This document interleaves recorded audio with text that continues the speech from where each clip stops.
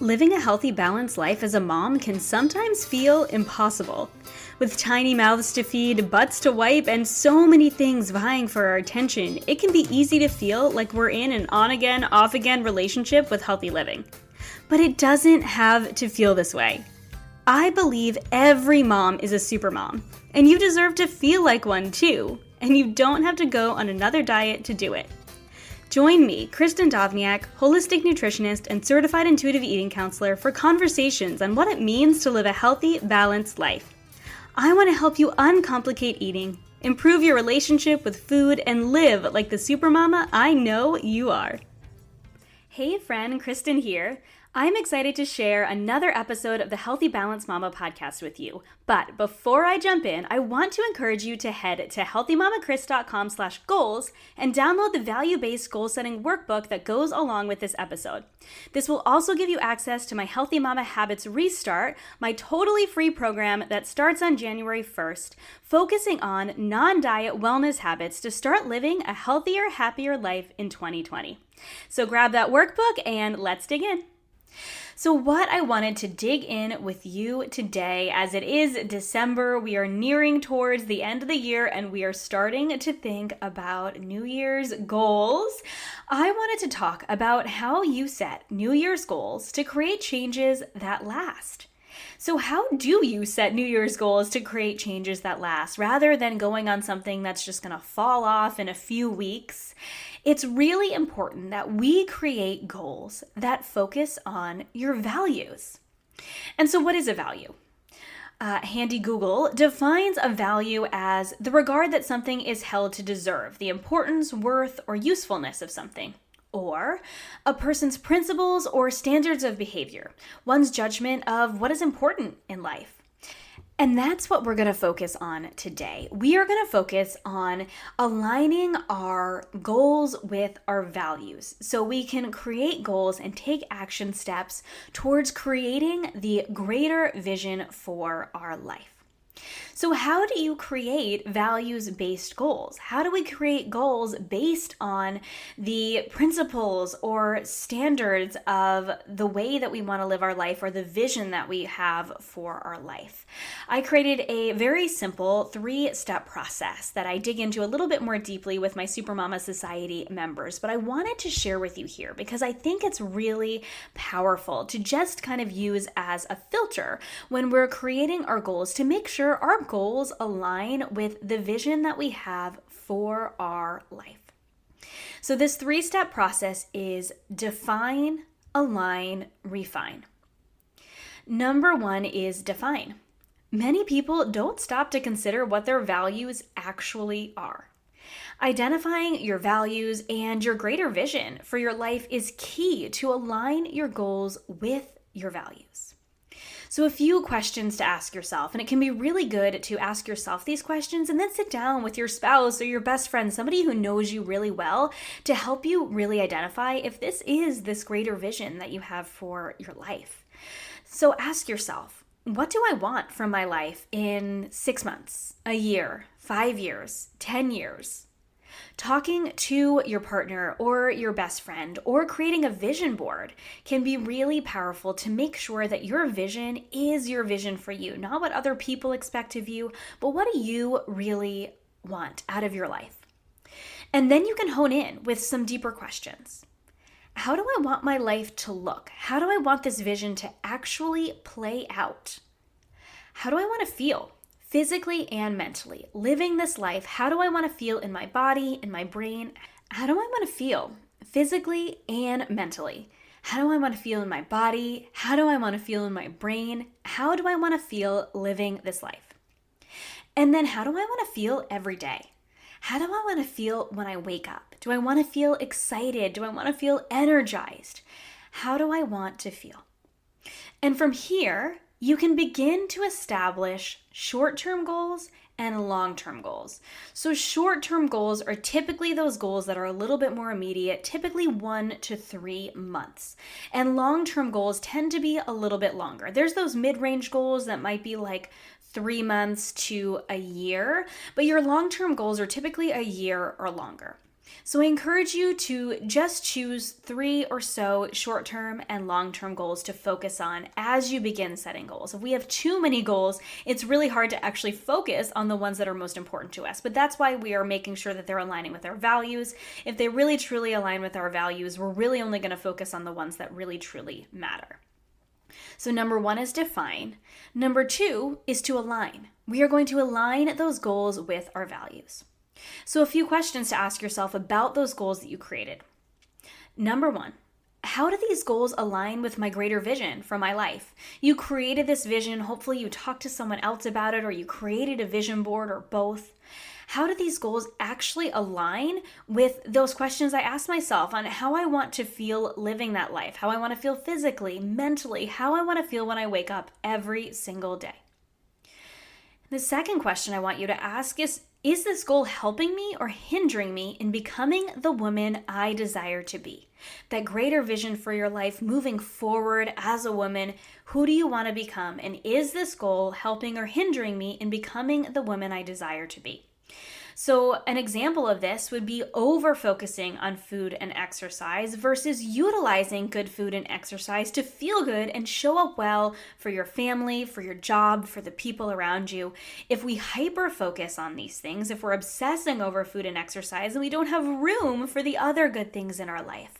So utilizing good food and exercise rather than letting them become an obsession and hindering you from becoming that woman you desire to be. If you desire to show up well for your family, or whatever your purpose is, the things that you're passionate about, I really encourage you to evaluate whatever goal you have and if it is going to help or hinder you in becoming this woman you desire to be. And when it comes to our health, it can also be really important to just ask, what does health mean to me? Outside of a certain number or a certain size, what does health mean to me? What does living a healthy life mean to me?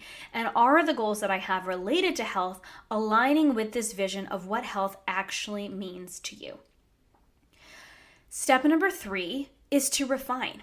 So take those goals that you have, that you've already brought through the filter of, are these aligning with my values?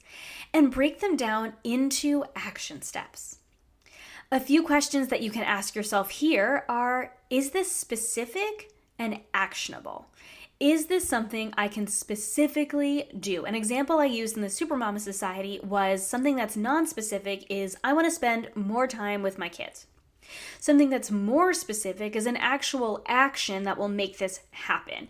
So I am going to take my kids to the park every Saturday morning. So rather than just, I want to spend more time with my kids, how can you make that actionable and make it a thing, a goal that you are actually going to do each and every week that will help you move forward in becoming that mom that you want to be? The second question I want you to ask is this relevant to my life in this season? Remember to focus on what is relevant to your life now. You don't need to make all the changes at once. Your vision will come into fruition step by step, goal by goal.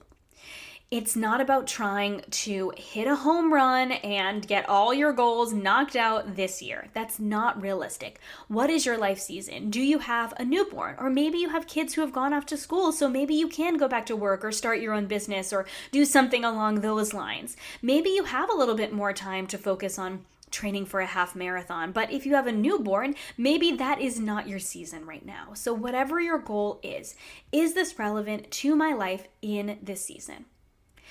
And the last thing I want you to think about is, once again, will this help me to become the woman I desire to be? I want you to filter through this twice, because the more you ask yourself this question, the more you define and then align and then start to refine these goals. Look at those steps and decide if this is going to help you become the woman that you desire to be. And so now I want to give you a few more specific tips when it comes to goal setting and intuitive eating. Because it's important when it comes to health-specific goals to ask these same questions. What do you value in life? But also, do you value what it will take you to get there? If you value, maybe it is a value for you to fit into your pre-pregnancy genes. You think that that's going to make you feel better. And you know what? I'm not here to tell you that that's not something that you can value. You can value whatever you want to. But do you value what it'll take you to get there?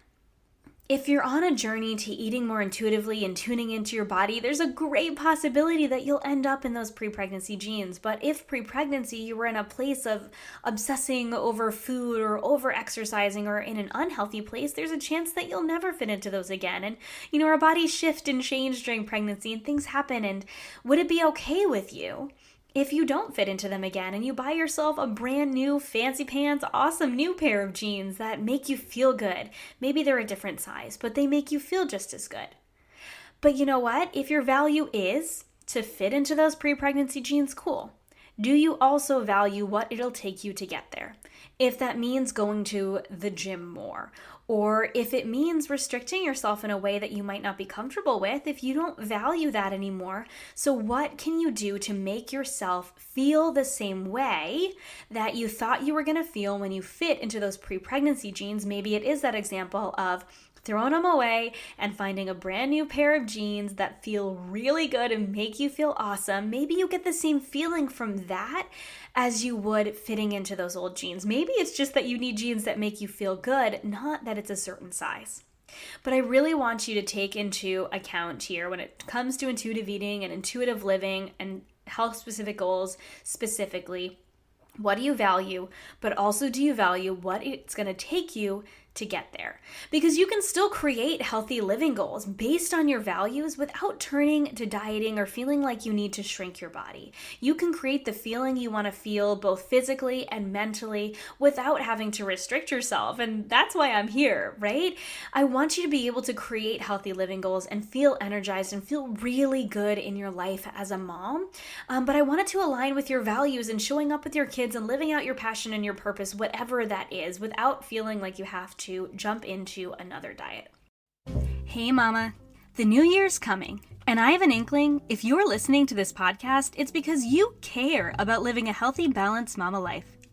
But you might not know where to start in creating healthy habits in your life beyond going on a restrictive plan or joining another New Year's cleanse. Because we know diets are old school. What's in is real, sustainable changes that allow you to live your best life each and every day, not just from January 1st until you fall off it again.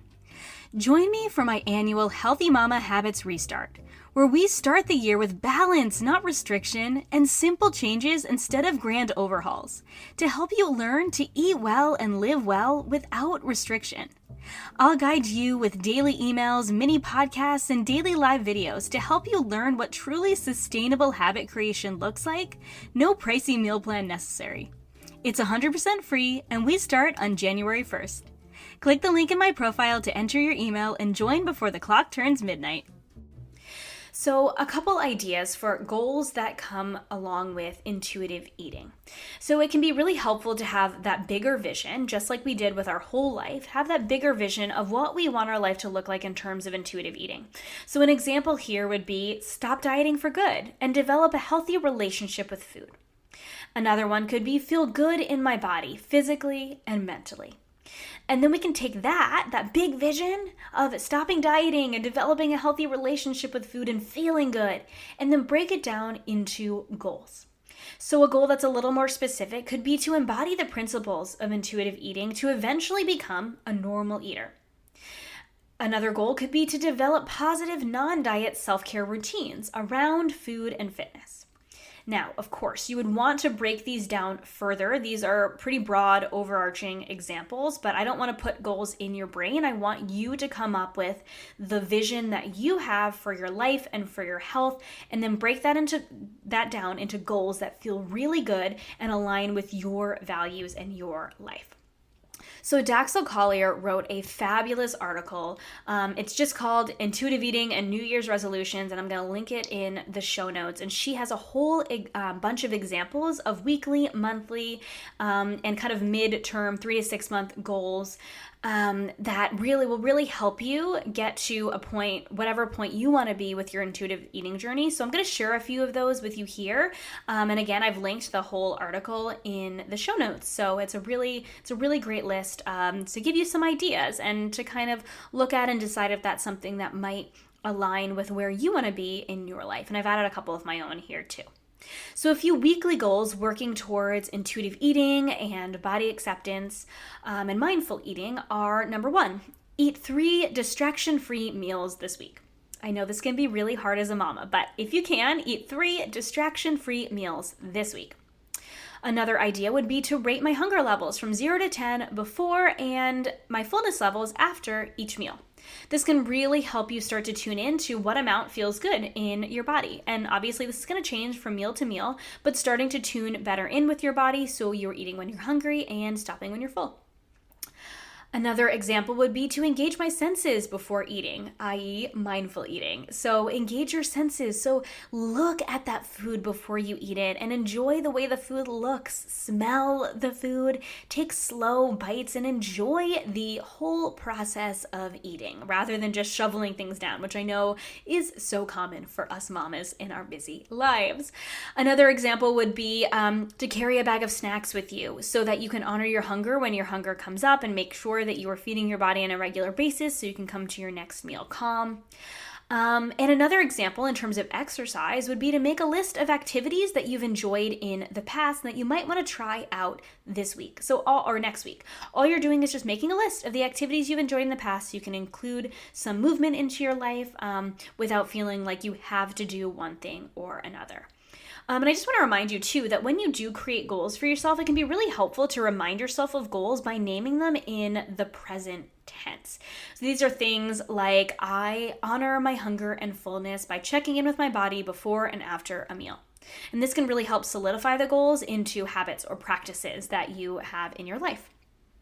So when it comes to things like monthly goals, some monthly goals when it comes to intuitive eating, it can be something like along the same lines as movement, sign up for and try a group fitness class that sounds good. That maybe you tried before and you liked and you haven't made the time for it. Maybe you can just do it once this month. That's okay. That's a step in the right direction towards helping you feel the way you want to feel.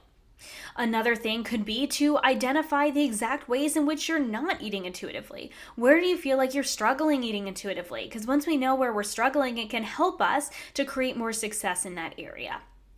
Another example would be spend time journaling on what foods make me feel good and feel satisfied. If you journal after meals that are really satisfying, this can help you kind of build up that brain bank of foods and meals that feel really good and satisfy you. And again, this is just going to help you make better decisions around food overall because you'll have less of that hanger and super hungry and then super full and that kind of yo-yo of feelings around food, right? And then another thing that can be really helpful as a monthly goal is to sometime this month do a social media detox and unfollow all accounts that make you feel less than. This can be really helpful if you're struggling with body image issues along with intuitive eating. If anything makes you feel like you should or shouldn't eat a certain food or should or shouldn't look a certain way, like you need to follow a new set of rules or go on a new diet, get it out. Detox from it. It's the only kind of detox I want you to go on, is to really center yourself and really only allow yourself to see the things that really help you move forward in your journey to feeling your best and living your best life. And then lastly, a few 3 to 6 month goals that can be really helpful when it comes to intuitive eating are things like building a list of ways to soothe yourself that don't involve food, so then you can move forward with those if if emotional eating is a struggle that you've had in your intuitive eating journey. Another one in terms of movement could be to choose a movement practice I can engage in regularly. Maybe you've spent a couple weeks trying out different classes or trying out different forms of movement after you made that list, and you're like, you know what? I found something that I really like and I can engage in this regularly, and so I'm getting in that movement. Another great goal to have in, say 3 to 6 months for intuitive eating is to read the Intuitive Eating book by Evelyn Tribole and Elise Resch. It is one of my favorite books, and I studied under Evelyn Tribole. They are both fabulous, and that's a really great baseline if you haven't read it yet, in really helping you find your balance with food and movement and eating and living in a way that feels good and sustainable. Another thing would be maybe to take an online intuitive eating course. Join us in the Supermama Society. We launch on December 30th. Or you could work with an intuitive eating coach, either myself or someone else who's certified in intuitive eating, if you're working through some struggles and you could really use some professional help. And another thing would be to also explore ways of getting the emotional support you need if you feel like emotional eating is a big struggle in your life and something that you don't have to deal with alone. You can find help. There's so many resources out there.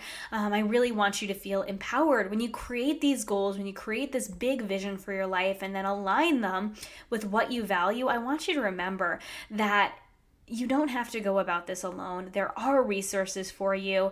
And, just the internet is a really fabulous place. I've got some resources for you. There's awesome podcasts. I want you to seek out the things that are going to help you move towards your greater vision for your life. And that's where it's really important to develop that vision, define what your values are, align your goals with those values, and refine them, break them down into action steps so you can move forward this year in living that life that you want to live. I hope this was helpful, friends. I've really been enjoying creating some content on forming habits and creating values-based goals, and to help lead you into this new year, really feeling empowered about your health and your intuitive eating and your fitness and your life, and just feeling like going into this new year, you're not just going to be hopping on something that you're going to fall off of right away. You're really aligning what goals you have with your values, with this overarching vision for your life, so you can move towards becoming this woman you want to be. Because ultimately, I want to see each and every woman that crosses my path living her passion and her purpose, whatever that might be. Thank you, friends, so much for listening, and I'll see you in the next episode. Thank you, friends, so much for listening to this episode of the Healthy Balanced Mama podcast. I truly hope it encouraged and inspired you today to live a healthier life without restriction. If you enjoyed this podcast, would you do me a huge favor and give it a star rating and review in iTunes? Every rating, review, and subscribe helps this podcast be seen and heard by more women who need to hear it. You can find me, Kristin, on Instagram and Facebook at Healthy Mama Kris, or on my website, healthymamakris.com. As a reminder, the information and opinions on this podcast are intended for information and inspiration only and are not a substitute for professional medical advice or treatment. Please consult with your healthcare practitioner before making any changes. See you in the next episode.